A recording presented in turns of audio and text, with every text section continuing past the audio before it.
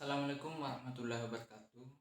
Saya Muhammad Masrur Husain dengan NIM 2003 01 5025 kelas PJKRA.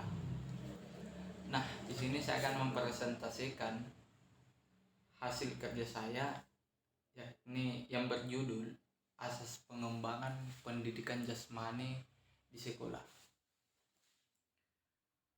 Yang pertama, asas pengembangan dan penetapan sasaran penjas. Secara filosofis telah dibahas kedudukannya dan pentingnya pendidikan penjas di sekolah. Nah, di sini bagi guru masih terdapat kesulitan untuk memutuskan pengalaman yang diberikan pada siswanya. Nah, ada dua dasar pengembangan yang harus dikemukakan. Yang pertama adalah dasar-dasar pengembangan kurikulum dan dorongan dasar anak. Nah, kita masuk pada bagian dasar-dasar pengembangan kurikulum. Ada beberapa prinsip yang menjadi landasan pengembangan program pendidikan jasmani, yakni kita lihat pada poin pertama adalah kurikulum pendidikan jasmani haruslah berorientasi kepada anak dan tingkat pengembangannya. Kedua, setiap anak berbeda dalam hal kebutuhan dan kemampuan belajarnya.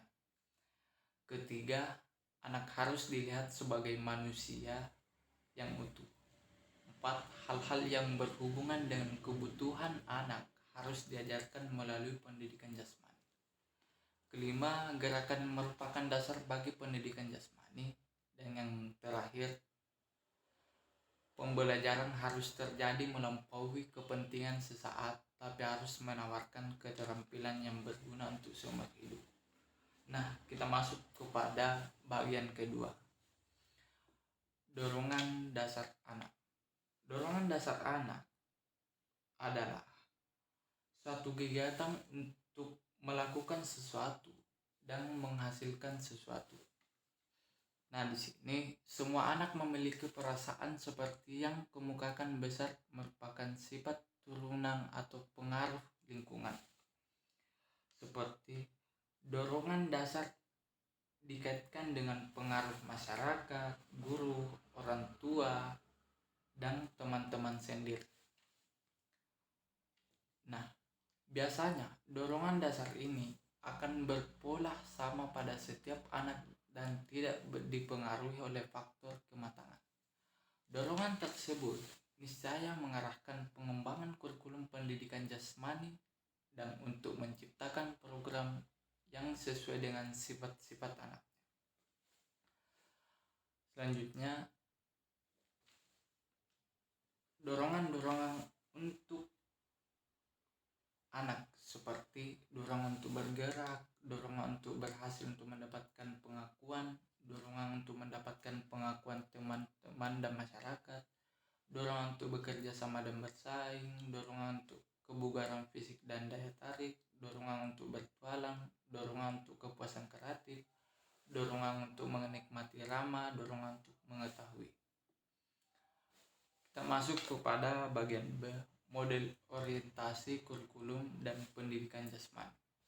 Nah, persoalan konflik antara makna pendidikan jasmani dan pendidikan olahraga perlu diselesaikan. Keduanya tidak perlu dipertentangkan. Yang berbeda adalah dalam hal pemahaman keduanya. Sebenarnya mengandung fungsi mendidik.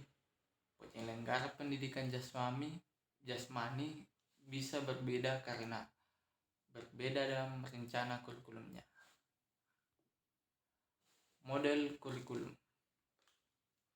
Kita lihat pada PowerPoint tersebut, pendidikan gerak, pendidikan petualang, pendidikan kebugaran, pendidikan olahraga, pendidikan pengembangan, pendidikan disiplin keilmuan olahraga. Kita masuk kepada bagian C, ruang lingkup pendidikan jasmani.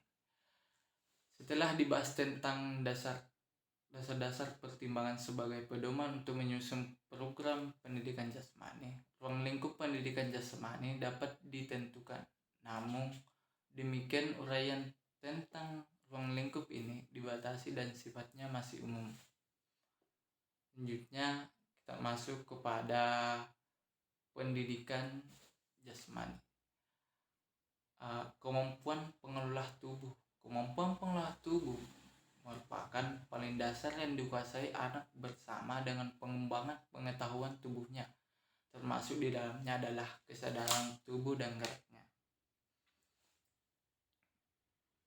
Lanjut, rincian kemampuan pengelolaan tubuh.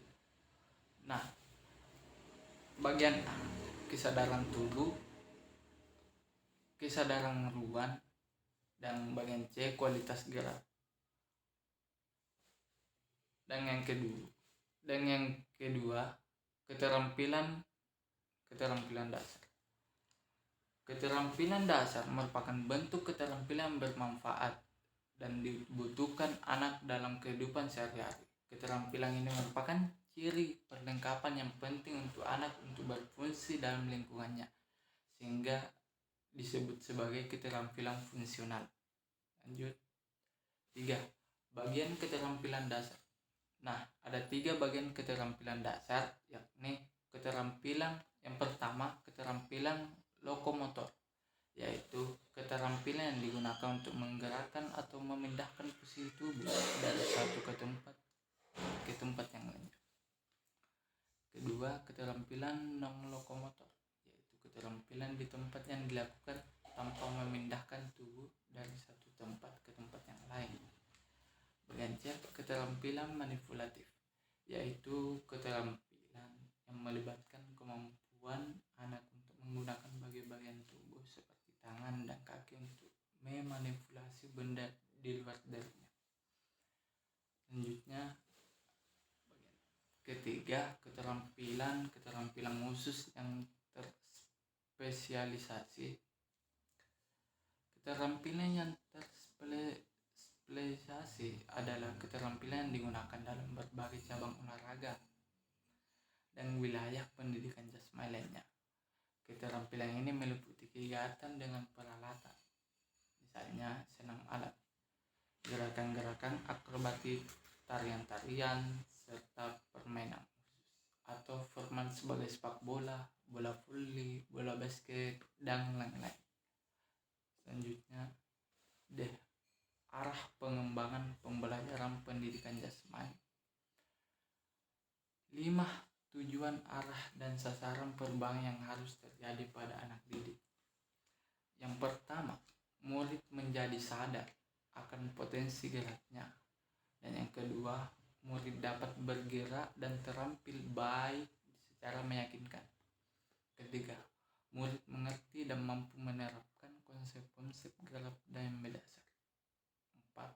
Murid menjadi orang yang serba bisa dalam gerak. 5. Murid menghargai olahraga yang menyehatkan. Itulah tadi persentase dari saya.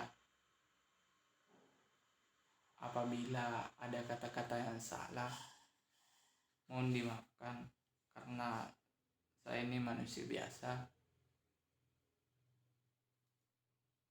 Sekian dan terima kasih. Wassalamualaikum warahmatullahi wabarakatuh.